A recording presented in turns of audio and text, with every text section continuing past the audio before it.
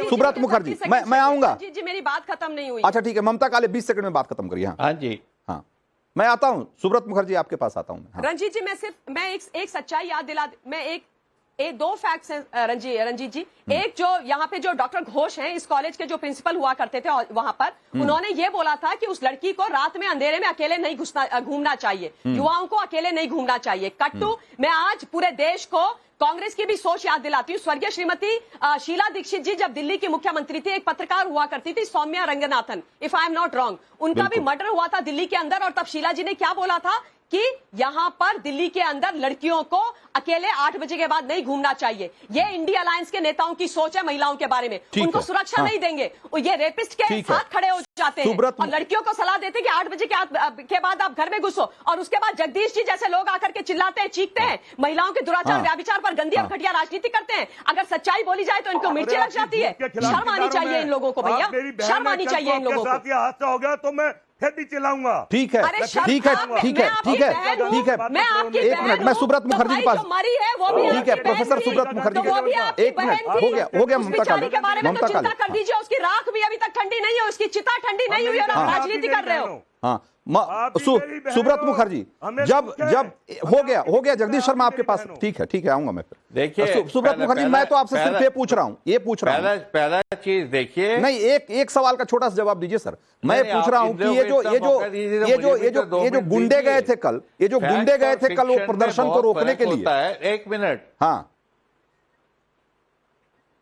जो मैं वही तो पूछ रहा हूं कि जो कल जो प्रदर्शन में गुंडे गए थे उसको रोकने के लिए था, उनको वो तो पुलिस करे, उनकी पहचान क्यों नहीं की गई, उनको क्यों नहीं रोक पाई आपकी पुलिस? एक मिनट, 9 लोग दुनिया 9 लोग अरेस्ट हो गए, सारा कुछ हो रहा है। आप जो ये लोग बोल रहे हैं सारे गलत है, गैंग रेप का कोई सवाल अभी तक है नहीं।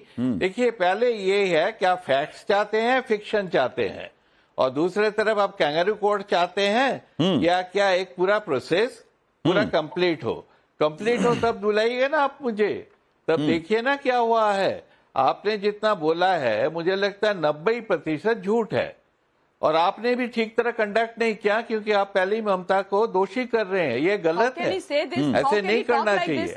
दोषी नहीं सर, सवाल मैंने खड़े किए हैं, मैंने सवाल खड़े किए हैं, वो सवाल जिसका जवाब ममता बनर्जी को देना ही चाहिए।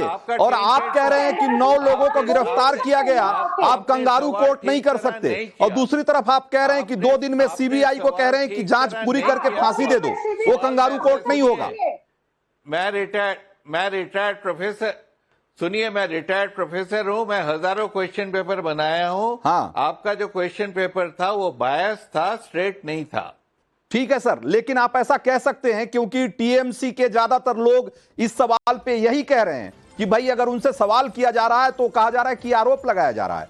भाई अभी प्रोफेसर मुखर्जी कह रहे थे, प्रोफेसर मुखर्जी कह रहे थे कि भाई आप जो ये कह रहे कंगारू कोर्ट का हम समर्थन नहीं करते, जबकि दूसरी तरफ ममता बनर्जी खुद कह रही हैं कि 2 दिन में जांच पूरी करके और इसको फांसी दे दो। भाई सोचिए, तो आप अपने लिए अलग पैरामीटर और दूसरों के लिए अलग पैरामीटर नहीं लगा सकते ना। जरा देखिए लोग क्या कह रहे हैं इन सारे सवालों पर। कोलकाता कांड को लेकर ममता के मार्च को कैसे देखते हैं आप? 61% लोग कहते हैं ममता जिम्मेदारी से भाग रही हैं, और 37% लोग कह रहे हैं कि दूसरों पर आरोप मढ़ने की चाल है, इसलिए इस तरह का प्रदर्शन कर रही हैं। और जनता में बात पहुंचाने की कोशिश 1% लोग मानते हैं कि यह सिर्फ जनता तक पहुंचने का मामला है। दूसरा सवाल हमने पूछा कि कोलकाता केस को लेकर इंडी गठबंधन के दलों की जो प्रतिक्रिया है उसके बारे में आपकी क्या राय है, और उस पर 85% लोग कहते हैं कि ममता के गुनाहों पर पर्दा डालने की कोशिश में जुटे हुए हैं सारे इंडी वाले, और 13% लोग कहते हैं कि बीजेपी पर आरोप मढ़ने की चाल है, और सिर्फ 2% के आसपास लोग हैं जो कहते हैं कि इंडी गठबंधन जांच पूरी होने का इंतजार कर रहा है, उसके बाद रिएक्शन देगा। सवाल नंबर 3, डॉक्टर्स के विरोध प्रदर्शन को लेकर आपकी क्या प्रतिक्रिया है? और इस पर 74% लोग कह रहे हैं कि यह इंसाफ दिलाने की लड़ाई है, इंसाफ मिलनी ही चाहिए उस बेटी को। 19% लोग कहते हैं कि डॉक्टर्स की सुरक्षा के साथ खिलवाड़ हो रहा है, इसलिए इस तरह का प्रदर्शन जायज है, वो अपनी सुरक्षा की मांग के लिए सड़कों पे हैं, और मरीजों की परेशानी का भी ध्यान रखना चाहिए। 7% लोग ये हैं जो कि ये कहते हैं कि मरीजों के बारे में भी डॉक्टरों को सोचना चाहिए।